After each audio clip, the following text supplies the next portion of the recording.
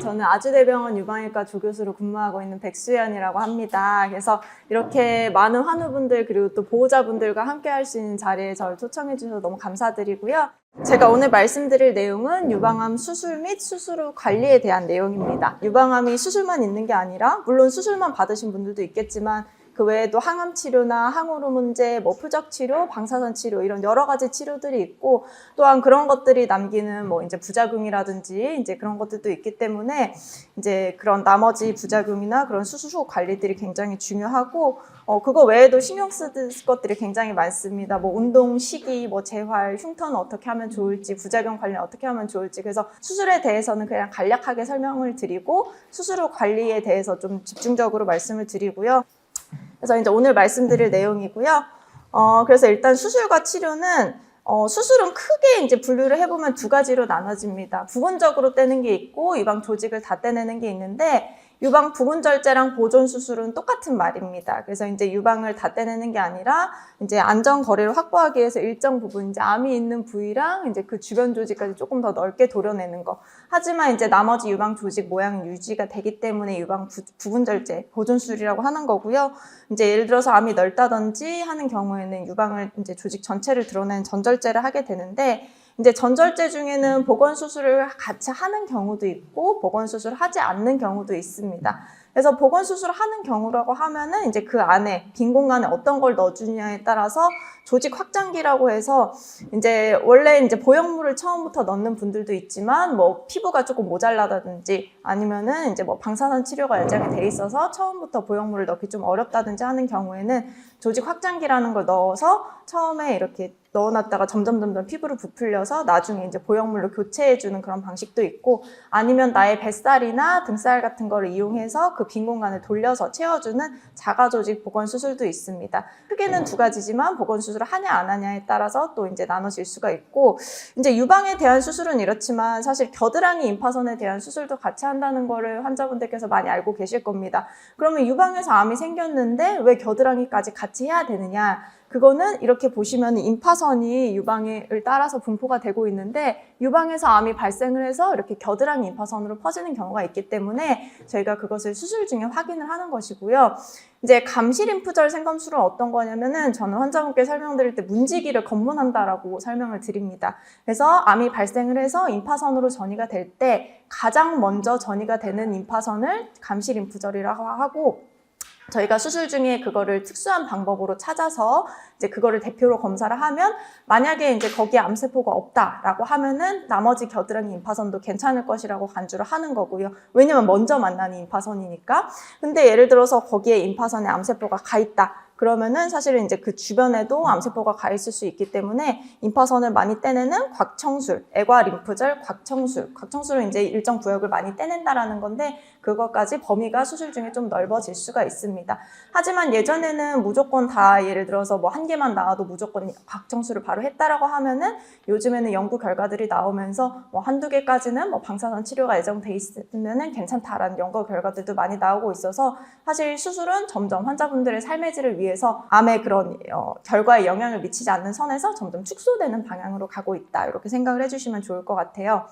그래서 유방암의 치료는 사실 아까 이제 수술을 사실 부분적으로 떼내는 거니까 국소 치료에 들어가고 방사선도 그쪽에만 쪼이는 거기 때문에 수술과 방사선은 국소 치료로 이제 분류를 합니다. 그렇지만 그거 외에도 전신으로 들어가는 치료들, 항암 치료라든지 표적 치료, 그리고 이제 먹는 약, 뭐 항우로몬 치료 이런 것들이 있는데 가끔가다 이제 의문이 생길 수가 있어요. 그래서 예를 들어서 수술 잘 됐고 암 잘 다 제거했고 수술 완벽하게 됐습니다. 이렇게 교수님이 말씀하셨는데 왜 제가 더 치료를 받아야 될까요? 혹시 뭐가 남아있나요? 뭐 수술이 잘못됐나요? 이렇게 생각하실 수는 있지만 사실은 우리가 이제 유방에서 형성된 덩어리 그거 자체는 잘 제거가 되셨을 거예요. 그렇지만 언젠가 유방암이 다른 데서 재발하고 전이되는 거는 혈중을 뭐 타고 다니는 종양 혈액세포라든지 아니면은 어딘가에 골수에 잠복하고 있다가 그것들이 언젠가 자라나서 생기는 그런 것들이 있을 수가 있기 때문에 저희가 수술 후 여러 가지 보조 치료를 통해서 그런 것들을 이제 억제함으로써 재발률을 떨어뜨리고 또 생존율을 향상시킨다는 것이 이제 입증이 된 치료들입니다.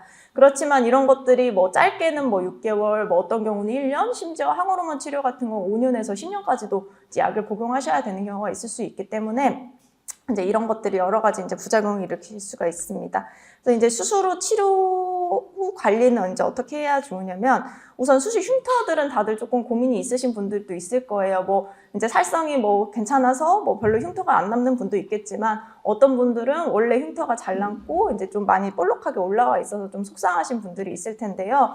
일단은 조금 개념을 잡고 가야 되는 거는 흔히들 말할 때 뭐 저는 켈로이드 체질이에요. 그렇게 하시는 분들이 있는데 비후성 반응과 켈로이드를 조금 구분을 해야 됩니다. 그래서 비후성 반응은 비대 흉터라고도 하는데 이거는 이제 상처 부위에만 국한돼서 볼록하게 이제 올라오는 거예요. 그래서 이제 시간이 지나면 조금 좋아지는 부분도 있는데 요렇게 요거를 넘어가지 않고 상처 바운더리를 넘어가지 않고 여기에만 국한된 걸 비대 흉터라고 하는데 진짜 켈로이드는 이 주변을 넘어서 주변으로 볼록볼록하게 번집니다. 그리고 시간이 지나도 좋아지지 않는 특징을 가지고 있어서 이 사진을 보시면 좀 더 정확하게 보실 수가 있는데요.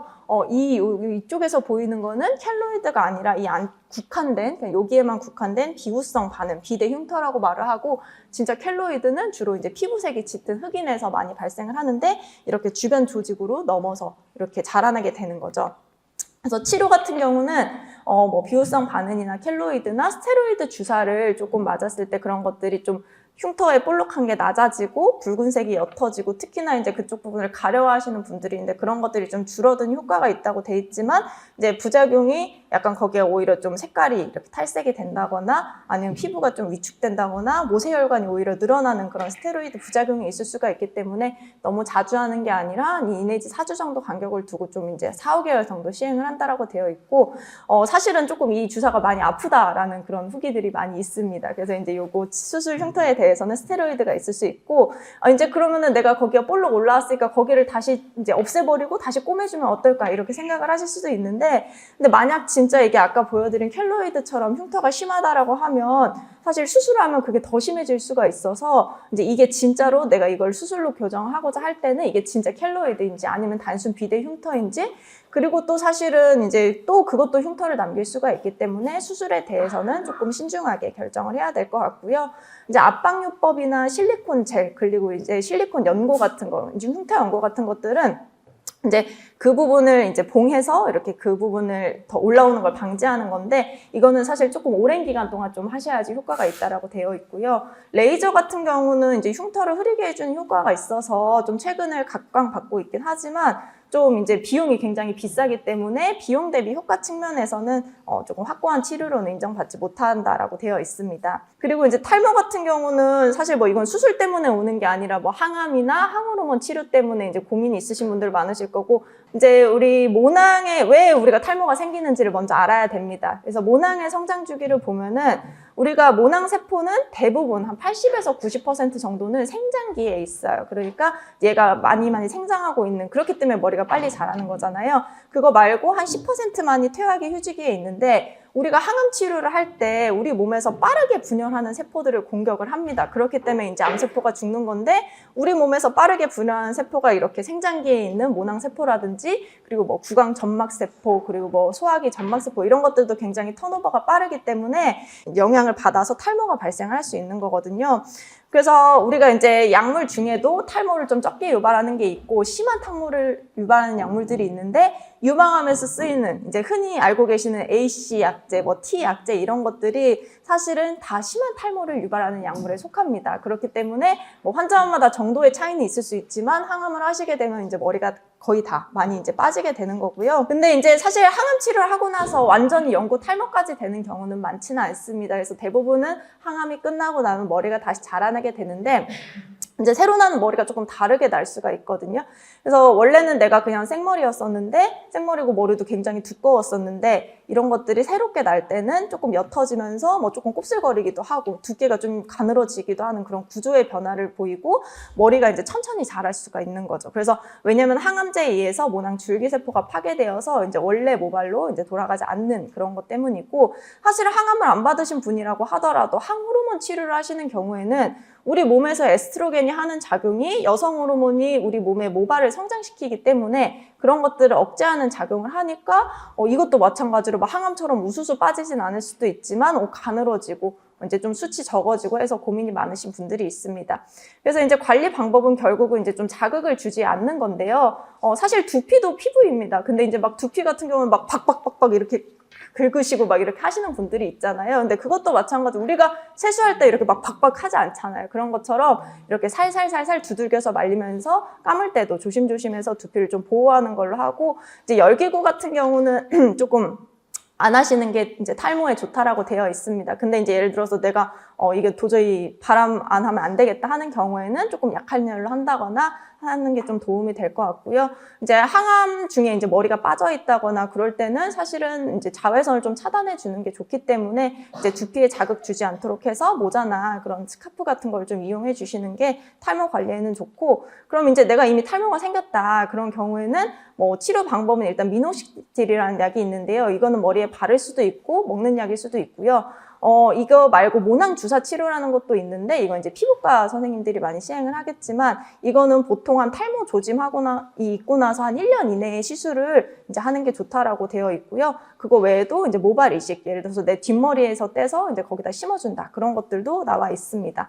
그리고 이제 사실 이 앞에 내용보다는 이게 굉장히 많이 궁금하실 것 같아요. 진료실에서 흔히 이게 파마 염색해도 되나요? 많이들 궁금해하시고 사실 하고 싶어서 물어보시는 거잖아요. 파마 염색 종류가 어떤 게 있는지를 보면은 일단 영구 염색이 있고요. 이거는 이제 우리 미용실에서 흔히 하는 거, 이제 헤어를 탈색시키고 나서 이제 왜 그런 염색이 안 좋다 이런 얘기가 왜 나왔냐면은, 우리가 이제 탈색시키고 나서 그런 원하는 컬러로 이렇게 산화 반응을 일으킬 때 활성산소가 발생하기 때문에 우리 활성산소 막 되게 막 쳐보면 무서운 거 많이 나오잖아요. 그래서 이런 게 안 좋지 않을까? 이제 이런 컨셉인 거고, 그거 말고 사실 헤나 그리고 이제 일시 염색 이런 거는 그냥 살짝 입히기만 해서 언젠간 이제 빠지는 거고, 그거 외에도 파마 말고도 이제 저희 매직 스트레이트라고 해서 곱슬머리를 이렇게 펴주는 약재들이 있잖아요. 이것도 화학 반응을 일으켜서 이제 머리의 구조를 바꾸게 해서 이렇게 쭉 펴지게 해주는 건데요. 왜 그런 얘기가 나오게 됐냐면, 이제 그 한 연구가 있었습니다. 이거는 유방암에 걸린 여성의 자매를 대상으로 한 5만 명을 대상으로 이제 연구를 한 거예요. 그래서 이제 한 5 내지 8주마다 약을 사용하는 미국 흑인 여성이 유방암 발생 위험이 증가하더라 이렇게 되어 있는데, 이제 반면에 백인 여성은 한 8%밖에 증가하진 않더라. 그리고 스트레이트 약제도 마찬가지지만 반영구나 일시적 염색약 사용은 유방암 위험이 증가하지 않는다고 되어 있습니다. 하지만 이 결과를 해석할 때 주의를 하셔야 될 거는요, 이거는 유방암에 걸린 여성의 자매를 대상으로 한 거기 때문에 이미 그런 위험성이 있는 환자를 대상으로 한 거예요. 그래서 이거를 일반적으로 적용시키는 게 좀 어렵다라는 그런 비판이 있었고, 이제 그 뒤에 더 나온 연구는 미국 여성 간호사 연구라고 해서 이거는 약 11만 명을 대상으로 연구를 한 건데, 이제 유방암뿐만이 아니라 다른 암 발생은 어떤가 이런 걸 전체적으로 조사를 한 거죠. 그래서 대부분의 암들은 뭐 발생에 큰 영향이 없다. 하지만 3중 음성 유방암 같은 경우에는 조금 증가를 하더라. 근데 평생 200번 이상 염색을 했을 때 증가를 하더라. 이렇게 보고가 되었고, 호르몬 수용체 양성 유방암이나 헐투 양성 유방암에는 영향이 없다라고 보고가 되었습니다.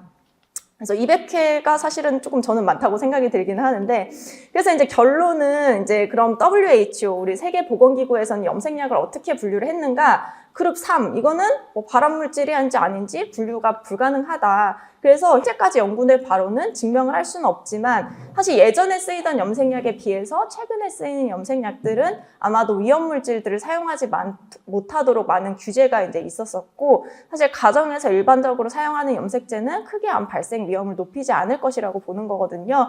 그래서 이제 저는 외래 진료실에서 막 이 연구들을 다 설명드릴 수는 없으니까 그냥 간략하게 설명을 드리면, 너무 자주 하지는 말고 왜냐면 이제 어떤 논문에서는 1년에 6번 이상 하면 조금 더 높아진다고 돼 있기 때문에 찜찜하면은 그냥 3달에 한 번씩. 왜냐면 6번이면은 2달에 한 번이잖아요. 그래서 그냥 3달에 한 번씩 이제 좀 띄엄띄엄 하십시오. 그리고 이제 가급적이면 머리카락 위주로 하고 두피에 뭐가 묻어 있으면 깨끗하게 세척을 해주시고, 예를 들어서 미용실에 가는 게 아니라 내가 직접 한다라고 하면은 장갑을 끼고 하면 좋겠습니다. 이렇게 설명을 드립니다.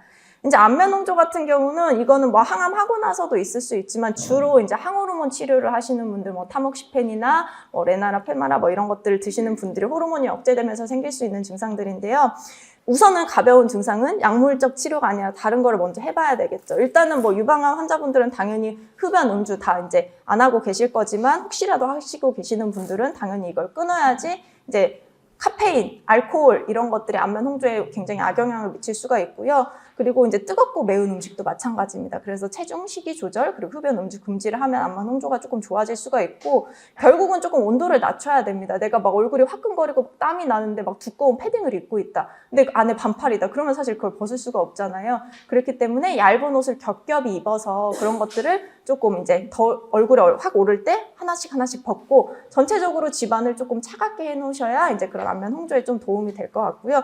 내가 밤에 너무 열이 화끈화끈 거려서 힘들다. 그러면은 베개 밑에 아이스팩을 하나 두고 자시면 그런 것들이 좀 도움이 될 것 같고, 요가나 명상요법들이 안면 홍조에 도움이 된다는 연구 결과가 되게 많이 있습니다. 이 요가 같은 것들은 사실은 안면 홍조뿐만이 아니라 우리 이제 예를 들어서 아로마타제 억제제 드시는 분들 같은 경우에는 관절 증상들, 관절통 있고 그런 증상들 있잖아요. 그런 경우에도 도움이 많이 된다고 돼 있어서 이제 요가를 조금 추천을 드리고 싶고, 사실 이제 이런 걸로도 안 될 수가 있죠. 그래서 이제 어떤 경우에는 비타민 E, 요거는 사실은 가격이 저렴하고 부작용이 적지만 진짜 효과가 이제 많이 있는가에 대해서는 약간 이제 추가적으로 연구가 필요하고, 사실은 결론적으로는 이런 것들을 해결하려면 여성 호르몬을 보충을 해줘야 되는데, 하고 있는 치료들이 여성 호르몬을 억제하는 치료이기 때문에 사실은 유방암 환자분에서 여성 호르몬제, 그러니까 호르몬제를 이렇게 드릴 수는 없습니다. 왜냐면 재발 위험도가 높아지기 때문에. 그래서 이제 여성 호르몬이 들어있지 않은 뭐 클리마토플란정이라든지 레미페민이라든지 이런 이제 다른 보충제를 좀 드릴 수가 있고, 사실 이걸로도 해결이 안 되고 너무 일상생활에 지장이 있다, 힘들다 하는 경우에는 사실은 항우울제나 그런 가바펜틴 제제 약물이라고 해서 뉴런틴 같은 게 조금 도움을 줄 수가 있습니다. 뭐 항우울제라고 해서 무조건 우울증 환자만 드시는 게 아니라 특별히 이렇게 안면 홍조에 좀 특정한 이제 좋은 작용을 보이는 그런 항우울제도 있기 때문에 이런 것들은, 하지만 이제 부작용이 있을 수 있기 때문에 이런 것들은 담당 주치의 교수님이나 정신건강의학과 선생님과 좀 상의를 하시면 좋고요. 이제 이거 안면 홍조 외에도 사실 항암하고 나서 뭐 이제 피부도 좀 건조해지고 발진도 일어나고 가렵기도 하고 그러실 텐데, 이제 이런 것들에 대해서는 결국은 아까 두피에서 말씀드린 것처럼 사실은 결국은 자극을 주지 않고 자외선을 잘 차단하고 보습을 잘 하고 그런 게 사실은 중요합니다. 그래서 사실은 알코올 성분이 들어있는 그런 제품을 쓰게 되면은 이게 좀 자극이 될 수가 있어서 그런 것들이 들어있지 않은 것 위주로, 그리고 자외선 차단을 잘 하시라고 말씀을 드리고요. 그리고 사실 제가 제일 이제 가장 강조드리고 싶은 부분은 이 부분입니다. 체중 관리와 운동인데요. 비만이 왜 나의 유방암에 어떻게 영향을 미칠까 궁금하시잖아요. 그래서 지방세포가 증가를 하게 되면은 우리 몸에 에스트로겐 레벨이 올라간다라고 되어 있습니다. 그리고 또한 지방세포가 일으키는 여러 가지 염증 반응들이 있거든요. 그래서 그런 것들 때문에 유방암 발생에도 영향을 미치지만 사실은 유방암 재발에도 영향을 미친다고 돼 있어서 그거는 제가 조금 이따가 다시 말씀을 드릴 거고요. 그럼 비만이 어느 정도냐, 그래서 정확한 기준이 있어야 되잖아요. 그래서 비만의 정의는 우리가 BMI, 체질량 지수라고 해서 키를 미터로 환산해서 킬로그램을 그걸로 나눈 그런 게 있는데, 그게 정상은 뭐 18.5에서 22.9, 뭐 비만 전 단계는 23에서 24.9인데 25가 넘어가면 이제 비만이라고 말을 하게 되는 거죠. 그래서 아까 말씀드린 건데, 사실 뭐 내가 유방암 걸리기 전에 비만은 내가 지금 어떻게 할 수가 없잖아요. 근데 그럼 유방암 발생하고 나서 체중을 어떻게 관리해야 되느냐, 이거는 유방암 환자분들이 진단받고 나서 1년 후에 측정한 체질량 지수입니다. 그래서 요 사망 위험을 보면은 폐경 전 환자분이나 폐경 후 환자분이나 모두 다 유방암 예후가 좋지 않습니다. 그래서 보시면은 여기 이제 21에서 25 정도가 이제 가장 좋은 범위라고 돼 있고 25가 넘어가면 갑자기 이 그래프가 쑥 올라가는 걸 볼 수가 있잖아요. 사망률이 올라가는 거고 물론 이게 이제 유방암으로 인한 사망 위험도 있지만 뭐 그 외에도 우리가 비만과 관련된 뭐 성인병이라든지 뭐 여러 가지 합병증들이 있을 수 있으면서 좋지 않다라고 되어 있어서 유방암 환자분들에서는 꼭 체중을 잘 관리를 하시도록 말씀을 드리고 있고요. 그럼 가이드라인을 살펴보면은 과체중이나 비만인 유방암 환자분들은 체중 감량이 필요하다고 돼 있는데 체중 조절의 기본 세 가지는 식이, 운동, 그리고 이제 생활습관 변경입니다. 사실 가장 어려운 세 가지고요. 여기에 약물이 없잖아요. 그 이유는 제가 다시 한번 좀 이따 말씀을 드릴 거고 그러면 이제 어떻게 관리를 해야 되느냐. 사실은 쉽진 않죠. 그렇지만 일단은 칼로리가 좀 적은 거, 고열량식을 덜 먹고 지방이나 당분 함량이 높은 디저트, 튀김, 패스트푸드 이거는 사실은 같은 칼로리라고 해도 채소는 이렇게 한 접시인데 뭐 마카롱 한 개 이거는 굉장히 같은 칼로리임에도 불구하고 당은 많고 굉장히 포만감도 적고 그렇잖아요. 그래서 이제 그런 것들 영양 성분을 잘 보고 나서 이제 선택을 하시면 좋을 것 같고 한 번 먹는 약을 줄이는 게 좋습니다. 그러니까 하루 한 끼 먹고 그러는 것보다는 이제 차라리 한 번 먹을 때 좀 적게 먹고 대신에 이제 주기적으로 잘 먹고. 근데 뭐 내가 예를 들어서 처음부터 아침을 잘 안 먹는다. 그러면 이제 두 끼를 먹으셔도 돼요. 그렇지만은 그렇다고 해서 뭐 내가 그럼 살을 빼야 되니까 하루 한 끼만 먹겠다. 그건 안 된다는 거죠. 그리고 이제 우리 마트에 가시면 항상 그 봉지 뒷면에 이런 영양 성분표가 있습니다. 그래서 거기서 보시면 칼로리도 볼 수가 있고 당류, 그리고 단백질, 지방 이런 것들 볼 수가 있기 때문에 항상 장을 보실 때 영양 성분표를 확인하고 보시면 그게 이제 체중 감량에 굉장히 도움이 되고 그럼 이제 얼마나 빨리 빼야 되냐, 얼마나 해야 되냐는 이제 사실은 일주일에 최대 0.9kg이라고 돼 있는데요. 사실 이거 빼기도 쉽지는 않습니다. 그렇지만 이거보다 더 넘어서 무리해서 빼지는 말자. 최대한 이 정도만 빼자라는 거고 연세가 있으신 분들은 더 무리를 하면 안 돼요. 그래서 반 정도. 이게 왜 이렇게 애매한 숫자냐면 외국 그 뭐 파운드 이런 기준을 변환을 해서 그런 건데 대략적으로 한 뭐 1kg 안 되게 빼자 이렇게 생각하시고 연세가 있으시면 그거의 반만 빼자 한 500g만 빼자 이렇게 생각을 해주시면 좋을 것 같습니다. 아까 말씀드린 건데요. 비만학회 체중관리 가이드라인을 보면은 일단 비만의 기본적인 치료 방법은 식사, 운동, 행동 치료이고 약물 치료는 부가적인 겁니다. 근데 이제 요새 워낙 뭐 여러 가지 약들이 많이 나오다 보니까 가끔 저 이거 하고 싶어요 하시는 분들이 있는데 예를 들어서 체중량 지수 25 이상인 환자분에서 이런 것들을 했는데도 체중 감량이 잘 안 된다. 그런 경우에 이제 약물 처방을 고려해 볼 수 있지만 이제 처음부터 약물 처방을 하는 것보다 일단 나의 기본적인 그런 걸 좀 개선을 해야지 이제 유방암 환자분들이 체중 관리를 잘 하실 수가 있다. 이렇게 설명을 드리는 거고요. 운동은 사실 뭐 너무나 좋습니다. 사실 체중 관리에 아까 한 부분이긴 한데 이제 암 환자분들이 어쨌든 체력이 증진이 돼야지 이제 여러 가지 우리 받는 치료들을 잘 이겨내실 수가 있는 거고 암 환자분들이 느끼는 피로감들도 많이 감소가 되고 우울감도 개선이 되고 또 체중 조절 유방암뿐만이 아니라 다른 만성 질환 관리에도 너무나 도움이 되는데요. 사실 그러면 이제 어느 정도로 운동을 하면 좋겠는가? 그거는 최소 주당 150분이라고 되어 있는데요. 예를 들어서 주말은 내가 조금 쉰다라고 하면은 평일이 5일이니까 하루에 30분 정도는 운동을 조금 해주시는 게 좋고, 뭐 아니면은 뭐 하루 건너서 뭐 1시간씩 하셔도 되지만, 이게 그냥 설렁설렁 하는 것보다는 약간 중강도 이상 운동을 하는 게 좀 더 좋다라고 되어 있습니다. 물론 안 하는 것보다는 뭐든지 하는 게 좋지만, 내가 그래도 좀 하는 김에 최대한의 효과를 보고 싶다라고 하면은, 약간 중강도 이상인데, 중강도 이상이 결국 어떤 거냐면은, 약간 숨이 헉헉거려서 내가 뭐 운동하면서 노래를 부를 수는 없는데 옆 사람이랑 그냥 간단한 대화 정도는 나눌 수 있을 정도, 그 정도로 약간 힘들게 하시는 게 좋겠다라는 거고요. 유산소 운동도 당연히 중요하지만 우리가 기초 체력을 키우기 위해서는 근력 운동까지 같이 하시는 게 좋고, 사실은 아까 말씀드린 것처럼 고령이나 낙상 위험이 있으신 분들은 이제 운동하다가 부상을 당하면 안 되기 때문에 이제 코어 근육을 기르시는 운동을 같이 해주시는 게 앞으로 체력 관리에 훨씬 더 도움이 될 것 같습니다. 제목 보시면은 알겠지만 내용이 좀 굉장히 구체적이죠. 허투 발현이라는 유방암이고 또 전이암이고 이렇게 좀 구체적으로 내용이 되어 있는데 이 부분에 대해서 어느 정도는 제가 말씀을 드리고 유방암에 대해서 기본적인 내용을 좀 말씀드리고 그럼 허투 발현은 도대체 어떤 것인지, 그리고 전이성 유방암은 주 치료가 어떤 방향으로 진행되는지 말씀드리고요. 그리고 최근에 이제 허투 표적 치료제가 여러 약제들이 이제 승인이 돼서 사용 중인데 그와 관련된 내용을 좀 잠시 말씀드리겠습니다. 그리고 어쩌면 또 가장 관심이 많으실 수 있는 치료하면서 나타날 수 있는 여러 가지 증상에 대해서 관리를 어떻게 하는지 이런 부분 뒤에 더 추가적으로 말씀을 드릴게요. 이미 다 알고 계시는 내용일 수 있지만 유방암을 진단받고 나서 여러 과의 교수님들을 만나실 거예요. 지금 방금 수술과 관련돼서 설명해 주신 유방외과 교수님도 계시고 저는 약물 치료를 주로 담당하는 종양내과 의사고요. 또 모든 분은 아니지만 방사선 치료를 받을 때는 방사선 종양학과, 또 처음에 진단을 해주고 조직 검사를 하고 이후에 추적 검사를 해주는 영상의학과, 또 만나진 않지만 여러분들의 조직에 대해서 정확한 진단을 내려주시는 병리학과, 재건이나 보건수술 또는 최근에는 림프 부종에 대한 수술까지도 성형외과에서 하고 여러 가지 통증 및 부종 관리를 재활의학과에서 하고 있고 이와 같은 모든 진료는 이런 간호팀의 도움 없이는 또 진행될 수 없어서 진단받고 치료받는 그 과정 중에 의료진들을 다 만나시는 분들도 있을 거고요.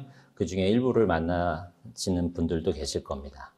모든 암이 그렇지만 지금은 어떤 암을 진료할 때 어느 한 의사가 다 진행할 수는 없고요. 이런 다학제적 진료를 하고 있습니다.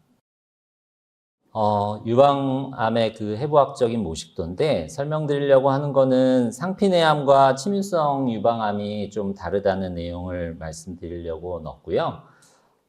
우리 그 유방암이 생기는 곳은 대부분 요 유관이라고 하는 구조와 소엽이라고 하는 구조.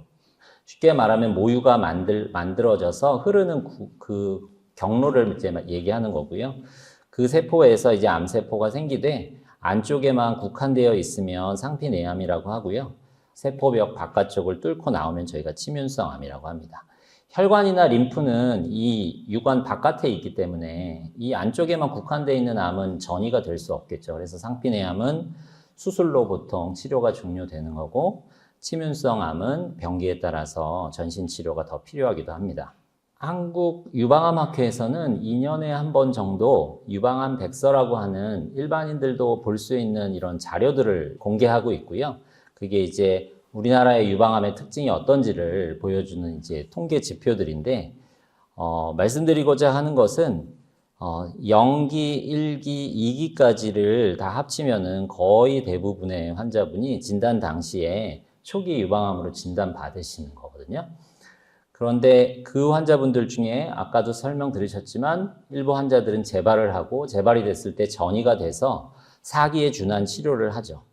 실제 0기, 1기, 2기의 생존율은 매우 좋고 완치가 대부분 되는데 3기, 4기로 넘어가게 되면은 생존율이 떨어지기 때문에 전이가 된 이후의 치료들은 굉장히 어려워지는 경우도 있고 또 일부의 환자분들은 치료 반응이 좋아서 상당히 오랫동안 유지가 되기도 합니다. 허투 발현이라는 걸 설명하기 위해서는 유방암을 어떻게 분류하는지에 대해서 잠깐 말씀을 드려야 되는데 저희가 유방암을 분류할 때 암세포를 이런 조직 슬라이드에서 면역 염색이라는 걸 합니다. 그래서 이 위에 두 개는 호르몬 수용체 두 가지를 이렇게 염색을 해서 갈색으로 염색이 잘 되면 이 암은 호르몬 양성 유방암이구나 이렇게 저희가 판단을 한다라는 그런 의미고요. 오늘 이제 주제인 허투라고 하는 거, 허투는 유전자의 이름이에요. 이제 전체 풀 네임은 이렇게 되고 우리말로 하면 상피세포 성장인자 수용체라고 하는데 어떤 세포가 자라고 또 그 분열하고 이러는 데 있어서 굉장히 중요한 우리 몸에 정상적으로 존재하는 수용체고 신호입니다. 그런데 암 환자에서는 이게 과발현이 돼서 그 신호가 너무 강하다 보니 세포들이 너무너무 빨리 자라고 분열도 속도도 빨라서 이제 암세포가 되는 것을 이제 허투 양성이라고 하고요. 이렇게 염색을 해서 진하게 염색되는 것을 허투 발현 유방암이라고 저희가 정의를 했었고요. 과거에는 그래서 유방암 분류를 이렇게 호르몬 양성이냐 또 허투를 염색해서 허투가 양성이냐를 가지고 그 조합으로 4가지 정도로 분류를 했습니다. 호르몬이 양성인 그룹, 여기에는 제가 허투가 음성이라는 걸 안 쓰긴 했는데 허투만 양성인 그룹, 이렇게 3중 양성이라는 건 호르몬도 양성이고 허투가 양성인 그룹, 3중 음성은 아까 얘기한 2개의 호르몬 수용체와 하나의 허투 3가지를 다 염색을 했을 때 염색이 안 되는 그런 분들을 삼중음성이라고 분류를 해요. 비율은 대략 이렇게 되기 때문에 호르몬 양성이 가장 많고요. 허투가 한 20% 또는 뭐 25%까지도 얘기하고 삼중음성이 한 15%라고 얘기를 합니다. 그런데 지금 허투의 분류가 과거에 이렇게 아까 제가 염색이 굉장히 진한 거 허투 양성이라고 하고 염색이 잘 안 되는 건 허투 음성으로 분류했었고 그 다음에 애매하게 염색을 할 때는 추가 검사를 해서 허투라는 그 유전자가 발현이 실제 돼 있는지를 확인하는 절차를 거쳐서 일부 환자는 허투 양성으로 분류하고 일부 환자는 허투 음성으로 분류했었습니다. 근데 지금은 이 허투 음성이 허투의 저발현, 그러니까 여기도 보면 이렇게 군데군데 갈색이 있잖아요. 그러니까 그런 세포들이 저발현이지만 발현이 되는 그룹과 완전히 발현이 되지 않는 그룹으로 나뉘기 시작했습니다. 그래서 이제 분류 자체가 바뀐 거예요. 전체 유방암에서 허투가 양성인 그룹이 한 20% 된다면 저발현 허투인 그룹도 한 50%나 된다는 거죠. 그리고 이 2개를 다 합치면 70%니까 굉장히 많은 분들이 이 허투와 관련된 약제를 사용하는 대상이 될 수 있다라고 하는 게 최근에 와서 바뀐 겁니다. 이렇게 바뀐 거는 불과 얼마가 안 돼요. 치료가 도입된 것도 한 5년도 안 됐다고 보시면 될 것 같습니다. 그리고 허투가 음성인 환자들은 일부는 호르몬이 양성이고 일부는 호르몬이 음성이어서 여기에 해당하는 분들이 아마 삼중 음성이 되겠죠. 그래서 여기에 따라서 치료 약제를 선택하는 것들이 조금씩 이제 달라져 왔습니다.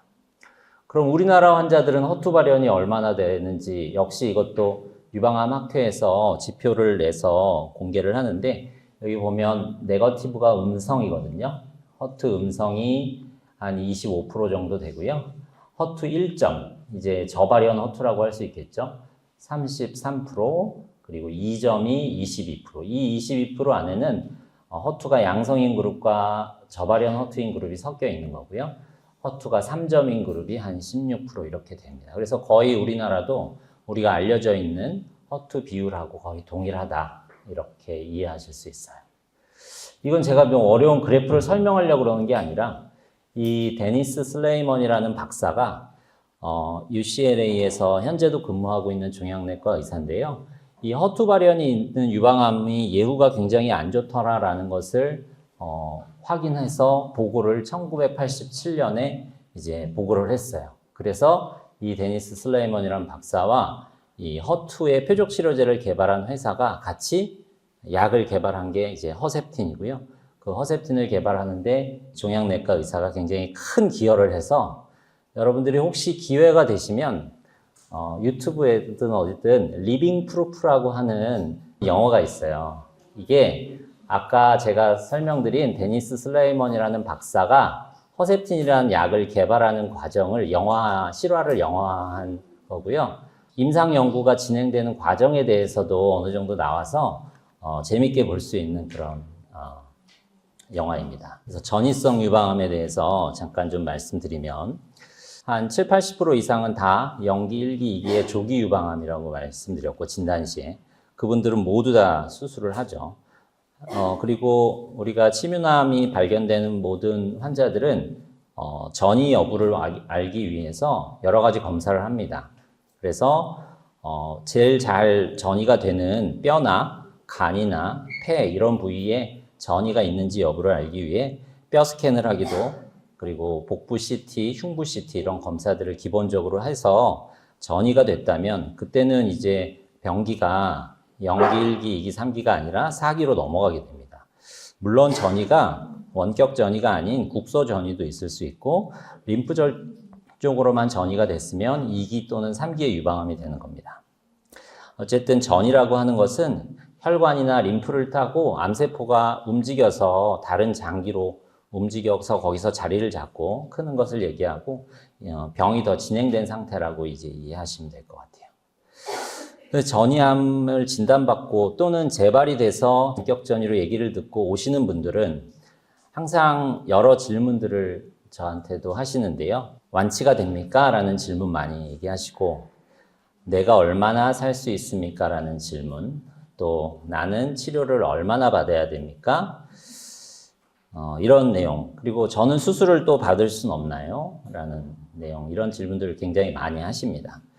근데 지금은 유방암이 분류가 아까 여러 종류의 유방암 분류가 있고 그런 환자들마다 사용할 수 있는 약제도 다양하고 또 어떤 분들은 치료에 대한 반응이 굉장히 좋아서 전이가 되었지만 전이암이 잘 보이지 않을 때까지 암이 좋아져서 잘 유지가 되는 분도 일부 있고 또 그렇지 않은 치료 반응이 없어서 빨리빨리 나빠지는 분도 사실 있기 때문에 치료 시작할 당시에 어떤 종양내과 의사가 앞으로 몇 년 치료하시면 됩니다. 앞으로 얼마나 사실 겁니다. 이렇게 얘기할 수 있는 의사는 사실은 없습니다.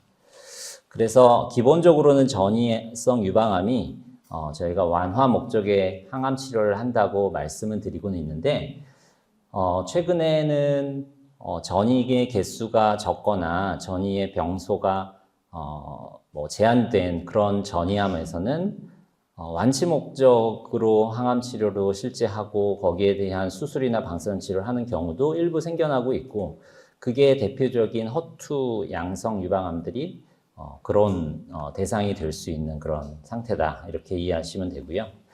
치료 기간이라는 것은 사실 치료를 해야만 하는 이유가 있으면 전이암에서는 계속 치료를 하는 것이 원칙이거든요. 그래서 시작할 때 치료 기간을 정해서 말씀드리기가 사실 어렵고요. 이제 아까 제가 설명드린 거의 준완치 목적의 치료를 하고 실제로 암이 더 이상 안 보여서 전이암 병소가 안 보여서 약을 중단하는 일부의 환자분들이 있습니다. 사실 매우 일부이기 때문에 그걸 일반화해서 말씀드릴 수는 없지만 그런 분들은 최소 한 4, 5년 정도의 치료를 하고 약을 멈추는 시도를 합니다. 그게 멈추는 시도를 하는 게 표준 치료라고 말씀드리긴 사실 어렵고요. 환자의 상태와 환자가 3주마다 와서 치료를 받는 또 얼마나 희망을 하는지 이런 부분을 잘 상의를 해서 결정할 수밖에 없는 부분입니다. 그리고 이런 용어들은 사실 좀 어려운 내용인데요. 5년 생존율이라든지 중앙 생존기간 이런 것들은 이제 임상 연구를 진행해서 데이터가 나오면 그걸 이제 해석하는 방식입니다. 이거는 그냥 통계의 용어이기 때문에 내가 여기 예를 들어서 중앙 생존 기간이 제가 5년이라고 하면 여기에 딱 전이암을 진단받은 분은 나는 앞으로 5년 삽니까? 라고 질문을 하면 그건 아니라고 말씀드릴 수밖에 없어요. 네. 1년을 사는 분도 있고 5년을 사는 분도 있고 10년을 사는 분도 있고 그냥 문제없이 계속 사시는 분도 있기 때문에 그거는 통계의 데이터밖에는 안 된다라고 이해하시면 될 것 같아요. 아무래도 오늘 주제가 허투 발현 유방암이기 때문에 일반적으로 허투 발현 전이성 유방암이 진단됐을 때 어떤 순서로 지금 치료를 하고 있느냐에 대한 내용인데요. 허셉틴, 트라스투즈맙이라는 약과 퍼트주맙, 퍼제타, 그리고 항암 치료인 도세탁세라는 세 가지 약제를 조합해서 사용하는 치료가 현재는 아직까지 표준 치료예요. 근데 이 표준 치료도 곧 변할지 모르겠습니다. 왜냐하면 이 지금 제가 여기다 적은 클레오파트라라고 하는 임상이 바로 이 세 가지 약제가 표준 치료가 된 근거 임상 연구였어요. 이 임상 연구의 결과로 퍼제타라고 하는 저 퍼투주맙을 추가했더니 기존의 두 가지 약만 쓰는 것보다 월등히 환자분들이 오래 살고 경과가 좋았다는 게 입증이 돼서 저 치료를 한 10년간 거의 지금 표준 치료를 써왔습니다. 근데 최근에 에너투라는 약이 나오면서 에너투와 퍼제타를 같이 쓴 그룹이 이 세 가지를 항암제를 세 가지 약제를 쓴 것보다 좀 더 좋다라고 하는 이런 결과들이 이제 발표도 되고 그것들이 이제 표준 치료로 도입되는 시기도 언젠가는 오게 될 것 같아요. 그게 이제 멀진 않을 것 같아요. 임상 연구 결과가 이미 이제 나와서 이번 학회에 발표가 될 예정이기 때문에 그러면 또 이제 표준 치료가 좀 바뀌겠죠. 그렇게 임상 연구의 결과가 나오면 기존의 치료가 1차 치료였던 게 2차 치료로 바뀌기도 하고 2차 치료였던 게 1차 치료로 바뀌기도 합니다. 이건 제가 치료를 했었던 환자분이고요. 나이가 굉장히 젊은 환자분이고요. 허투 양성 유방암 진단을 받았는데 이렇게 가슴 안쪽으로 이 종격동 림프절 전이가 실제 있어서 4기 전이성 유방암으로 진단받았습니다. 그래서 말씀드렸던 도세탁센, 허셉틴, 퍼제타라는 것이 표준 치료였고 6번 치료를 하고 나서 검사를 했더니 이게 페트 영상이잖아요. 페트에서는 더 이상 6번 이후에 그 암이 잘 보이진 않았습니다. 그래서 저희가 수술을 할지 다학제를 진행을 했고 아까 말씀드린 대로 다학제 진료에서 이 환자를 어떻게 치료하는 게 좋겠다라고 의견을 모아서 수술 후에 방사선 치료까지 하고 그 다음에는 표적 치료를 유지 치료를 했어요. 그리고 5년간 치료를 했고 더 이상 암이 보이지 않아서 약을 멈추고 정기적인 추적을 하고 있는 분이 계세요. 그래서 사기지만 진단받고 이렇게 좋은 결과가 났을 때 약을 중단할 수 있는 일부 환자분들도 실제 있을 수 있다라는 말씀을 드리는 거고 최근에는 이 허셉틴 퍼제타를 한 번에 피하 주사로 맞는 약이 나와서 사용 중입니다. 그래서 이 유지요법을 하던 분들은 최근에 이 약을 바꾸기도 하고요. 그리고 2차 치료 옵션으로 지금은 에너투라고 하는 약이 가장 권장되는데 아까 말씀드린 대로 에너투가 다시 1차 치료로 올라가면 2차 치료의 옵션은 또 다른 약이 되겠죠. 지금 현재는 이런 에너투라고 하는 이런 약이 기존의 2차 치료 옵션으로 이제 알려져 있던 그런 약들보다 좋은 성과를 내서 지금 현재 2차 치료로 사용 중에 있다. 하지만 이 에너투는 부작용이 항암 치료 못지않게 있는 것이 사실입니다. 그래서 오심구토도 있고 이런 위장관 부작용, 혈액학적 부작용, 탈모도 올 수 있고 또 한 10명에 1명은 폐렴이 와서 약을 중단해야 되는 경우도 있어서 잘 치료를 봐야 돼요. 약제 유발 폐렴이 한 10%에서 15% 오는데 아시아에 좀 더 흔하도록 돼 있어서 저희가 이 약을 쓸 때는 자주 엑스레이도 찍고 자주 CT도 현재 찍고 있습니다. 그래서 진단이 되면 다행히 저희가 스테로이드 요법을 쓰고 그 에너투를 잠시 중단하면 대부분 잘 호전이 되거든요. 그리고 이제 다시 투여할 수 있을지는 주치의와 잘 상의를 해야 됩니다. 실제 있었던 이렇게 염증이 심하게 와서 응급실로 와서 중환자실까지 들어가셨다가 치료해서 회복돼서 다시 외래를 다니고 계신 분이 있어요. 그리고 2차 치료 옵션 이후의 약들은 더 종류가 사실은 많은데 그 약들이 우리나라에는 아직 공식적으로 허가돼서 들어오지 않은 이런 투키사나 마젠자 이런 약들이 있습니다. 너링스도 들어오기는 했는데 사용에 좀 제한이 있기는 해서 이런 약들은 아직 저희가 널리 사용을 못하고 있고요. 그리고 이거는 워낙에 허셉틴 개발 때부터 잘 알려진 허투 표적 치료제가 심장 독성이 올 수 있어서 아마 허셉틴이나 퍼제타, 에너투 같은 약들을 치료받는 분들은 정기적으로 처음에는 3개월 간격, 그 이후에는 6개월이나 1년 간격으로 심장 검사를 하도록 되어 있어요. 에너투라는 약 자체가 이런 항체 약물 접합제라는 종류의 약이고요. 이런 약들이 그 암세포 주변에서 그 갖고 있었던 그 약물이라는 게 항암제인데 항암제를 그 주변에 있는 암세포까지 죽일 수 있도록 하는 것이 이 약제의 작용 기전이고 이와 같은 형식의 약들이 많이 개발이 되고 있어요. 아까 말씀드렸던 저발현 허투에서 에너투가 현재 공식적 비급여로 환자 비용 부담으로 사용할 수 있는데 효과가 좋고 결과가 이제 좋기 때문에 추후에 급여 전환을 할 수 있겠죠. 그리고 굉장히 저발현의 허투, 울트라 로우라고 얘기하는데 아주 희미하게 염색이 되는 경우에도 에너투가 효과가 있는 것으로 알려져 있어서 국내는 아직 허가는 안 났지만 허가 확장 예정입니다. 허투 양성 유방암 환자들이 뇌전이가 좀 많이 발생할 수 있고 실제로 치료 중에 한 절반의 환자가 뇌전이가 발견되기 때문에 저희가 어떤 의심소견이 있을 때는 빨리 MRI 검사를 하고 저희가 국소 치료로서 수술이나 감마 나이프 이런 방사선 치료를 하고 있습니다. 꾸준하게 운동하는 게 굉장히 중요합니다. 그리고 어떤 운동을 얼마나 해야 되는지 이런 부분은 사람들마다 다 다르고 처음부터 무리하게 운동을 하도록 권장하지는 않아서 좀 더 섬세하게 그 내 운동량을 결정하고 싶은 분은 요새는 이 그 워치로 심박수를 이제 측정할 수 있잖아요. 그래서 심박수가 올라가는 정도로 운동 강도를 측정해서 하면 좋고요. 또 운동은 점진적으로 늘려가는 것이 좋고요. 자기한테 맞는, 그러니까 지금 무릎 관절이 굉장히 안 좋은 분한테 달리기를 하라고 하면 맞지 않겠죠. 그래서 적절한 운동을 선택하시고 영양이나 음식 조절하는 거 매우 중요하고, 근데 제가 여기서 얘기하는 거는 모두 다 기본적으로 알고 있는 내용들입니다. 새로운 내용들은 없어요. 우리가 고지방식은 좀 피하고 단백질 섭취를 적절히 하고, 이렇게 직화구이나 음주는 당연히 피해야 되고, 이런 것들을 잘 복용하실 수 있도록 얘기를 하죠.